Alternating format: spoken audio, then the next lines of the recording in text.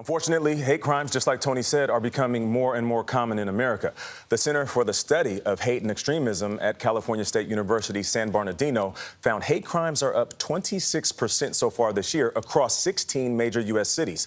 We are joined now by former U.S. Attorney General Eric Holder.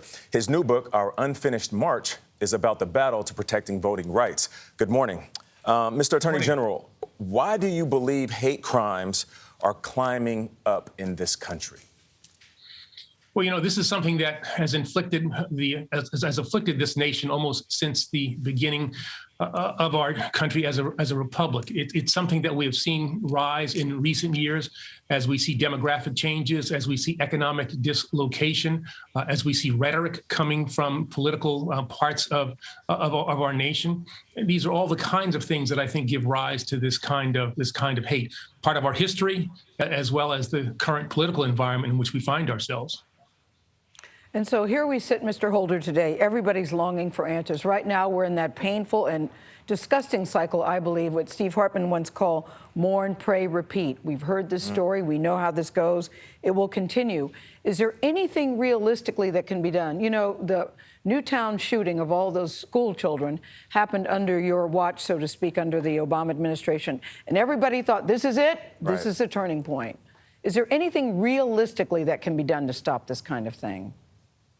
Yeah, I mean, there are some common sense things that I think that we can do. If we had our leaders listen to the people of this nation, we certainly would have done something after Newtown.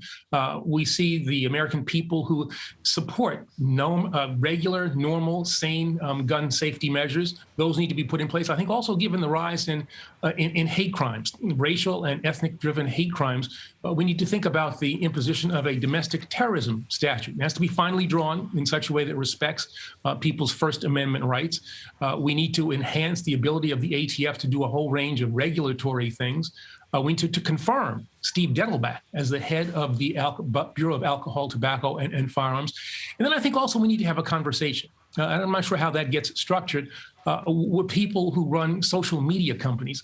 They are the purveyors of a lot of this hate. It is through their platforms that people get radicalized. And so coming up with ways in which they use the technology that they have to kind of identify people, stop the spread of this kind of hateful information. I think if you do all of those kinds of things, you perhaps can start to get a handle on this very serious problem. Don't the people have to speak up, though, and say, we want this done? I know we keep saying we care about it, but I just think, where is the outrage of people saying to the people in power to say, you've got to do something about this? I believe in First Amendment rights, too, of course, but First Amendment rights comes with some responsibility. And that always seems to be missing to me in this conversation. Well, the interesting thing, Gayle, is that the people have spoken. In poll after poll, they indicate that they want background checks, for instance, before anybody has the ability to buy a weapon. And what we see is because of gerrymandering in the state legislatures especially, the ability of the people to have their will put into policy is frustrated.